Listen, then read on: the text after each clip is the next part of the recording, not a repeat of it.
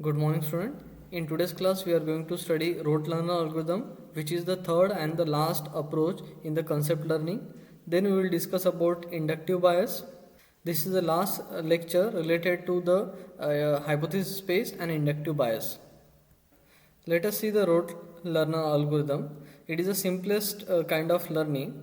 A rote learner maintains each observed training examples in the memory and given a new instance, it refers the memory, and if that new instance is already present in the memory, it returns the corresponding classification results. Otherwise, system simply refuses to classify the new instance.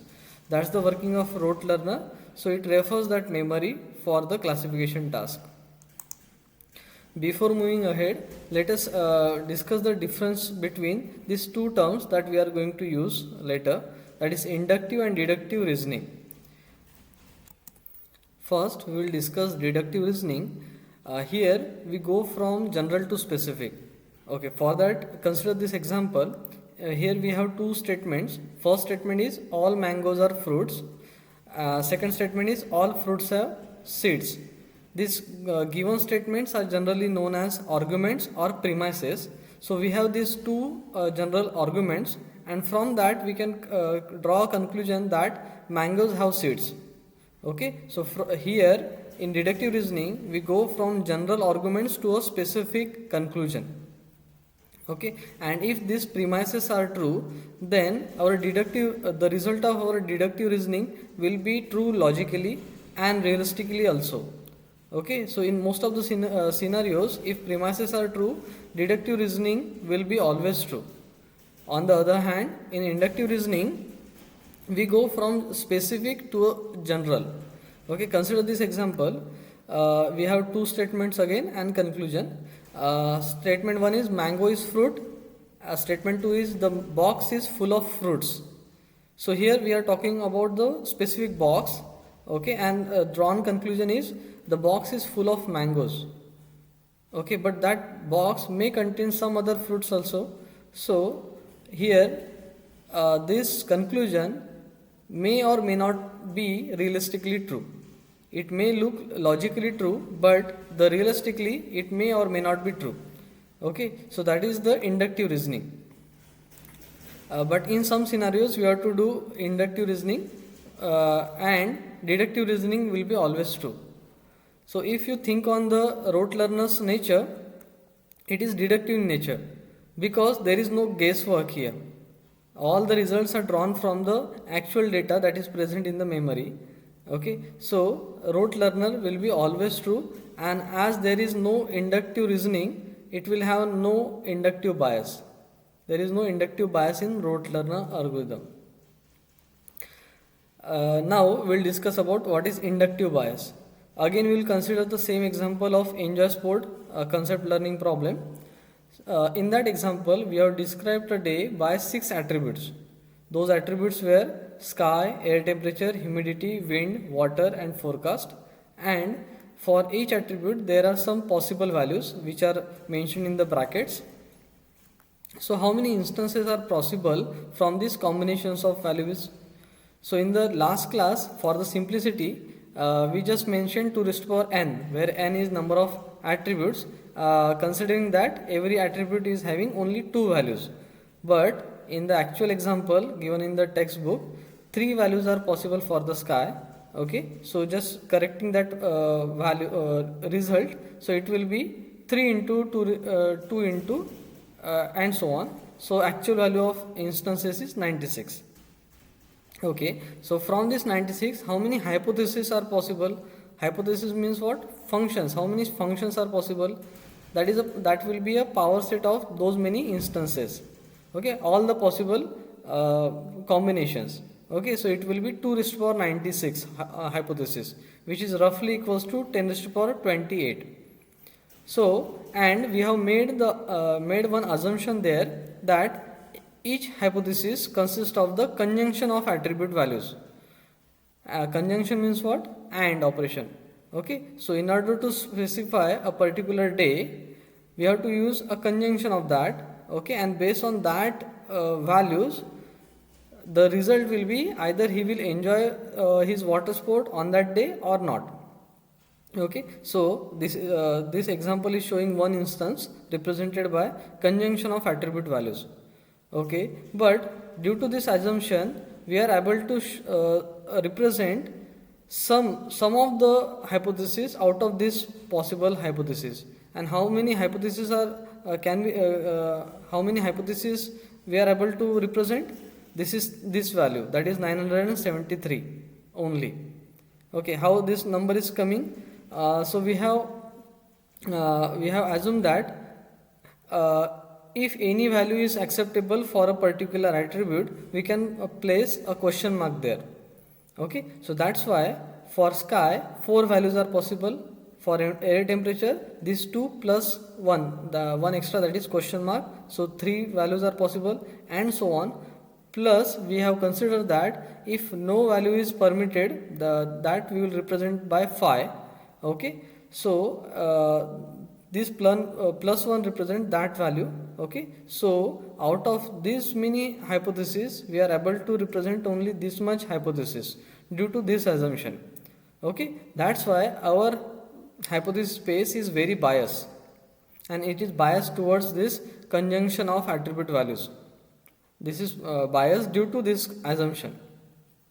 Okay, so if we have to represent this instance, that person enjoys his water sport when sky equals to sky is sunny or sky is cloudy, and we have given these many instances. So in first example, this first two examples are positive examples and third one is negative example. Then if we apply candidate elimination algorithm, so what will be our specific boundary? So after considering first example, our specific boundary will be S1, and it will have a value that is sunny, warm, normal, strong, cool and change.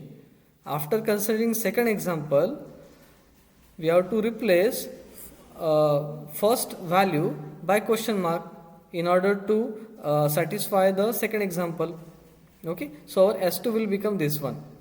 Okay, but when we give a third example to the system, then after referring S2, it will classify this example as a positive one, but it is actually a negative one, because question mark will match with the rainy, right? The question mark means any value is possible, so rainy it will match, then warm is matching, then normal, strong, cool, change. Okay, so this specific boundary is satisfying third example. Okay, so which is a contradiction. Okay, due to our assumption, we are unable to represent this instance in the system. Okay, the solution to that is that we have to use extra operators. So if we use disjunction, then we can easily represent this instance with this hypothesis, which is a disjunction of these two hypotheses. Okay, so he will enjoy the sport when a sky is sunny or sky is cloudy. Any other values are possible, and it is clearly satisfy a third example also. Okay, so due to this we are achieving more expressive power, but there is a problem with this assumption that we are unable to generalize beyond the observed example. So consider this example. If we have x1, x2, x3 are as the positive examples, and x4 and x5 are the negative examples, then our specific boundary will be what? A disjunction of these three positive examples, and general boundary will be a negation of disjunction of these two negative examples. That's why the problem here is that with this very expressive hypothesis representation, the S boundary will always be the simply disjunction of observed examples, observed positive examples, and while the G boundary will always be the negated disjunction of the observed negative examples. Therefore, only the examples that will be unambiguously classified by S and G are the observed training examples themselves. we cannot classify other new instances. That's the problem. So we can draw an observation. A learner that makes no priori assumptions regarding the identity of target concept has no rational basis for classifying any unseen instances. And the only reason that the candidate elimination algorithm was able to generalize beyond the observed training example in our original formulation of enjoy sport task is that it was biased by that implicit assumption that the target concept could be represented by the conjunction of attribute values. Okay, due to this assumption only, our candidate elimination algorithm was able to generalize beyond the observed training examples, and it was able to classify the unseen observed example. And due to removal of that assumption, it has increased the expressive power, but it is unable to generalize beyond the observed example. That is the problem. Okay, so sometimes we need assumptions, and those assumptions are known as inductive bias. Okay, it will be biased towards that assumption. Okay, so inductive bias is the policy by which learner generalizes beyond the observed training data to infer the classification of new instances. Okay, so we have to do that, we have to assume so that we will be able to generalize beyond the observed training data. Now we'll discuss the definition of inductive bias. Consider a concept learning algorithm L for the set of instances X. So we are using the same notations in this definition also. So set of instances is represented by capital X. This L symbol is new. Okay, so it is representing a concept learning algorithm. So it can be a candidate algorithm or find S algorithm. Let's see be an arbitrary concept defined over X. Okay, so our enjoy sport is the C. Okay, let DC be an arbitrary set of training examples of C. Okay, so these training examples are represented by set of these tuples, and every tuple is X and C of X. Okay, so X is in our example, X will be a combination of attribute values, and C of X will be yes or no. Means what? He will either enjoy sport for that combination of values, or he will not enjoy the water sport for that particular values. Okay, then let L denote the classification assigned to the instance xi by L after training on the data DC. Okay, so this is the L of this xi DC is the classification result of that particular algorithm after the training on the data DC. Okay. Before discussing the definition of inductive bias, so first we have to discuss this operator. Okay, so if we have X derives Y, okay, that means Y is provable from X or Y follows X. Okay, so you read this symbol as Y follows X.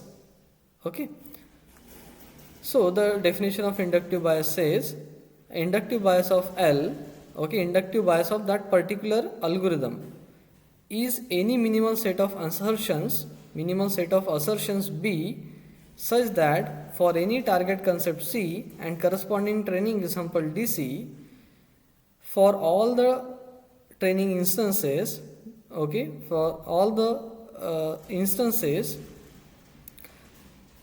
B, that is set of assumptions or set of assertions, then training examples and given instance, then we can derive a classification result. Okay, this classification result follows from this much these entities, and these entities include our assumption, and due to this assumption only we can reach to the result of that algorithm. Due to this assumption we can draw some conclusion for that particular algorithm.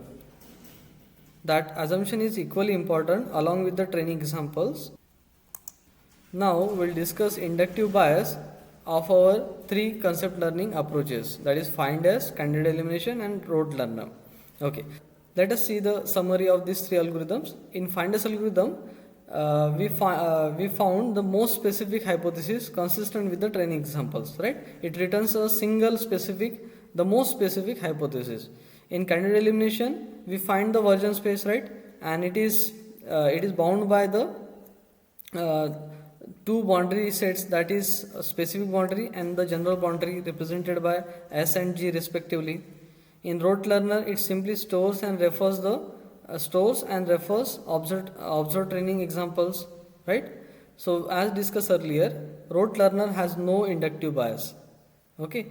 In candidate elimination, due to the assumption, it will have stronger inductive bias, and in the FIND-S, it will have the strongest inductive bias. Why? Because it considers only the positive example, right? All the unseen examples will be treated as the negative example. That is the biggest inductive bias that FIND-S algorithm has. That's why among these three, FIND-S algorithm has the strongest inductive bias. That is regarding inductive bias. Okay, for this concept, that is hypothesis space up to inductive bias, you refer the chapter 2 of machine learning book by Tom Michel, or you can refer the NPTEL video lectures. In the next lecture, we are going to study cross validation, and later we will discuss linear regression, and after that we will discuss decision trees. Thank you.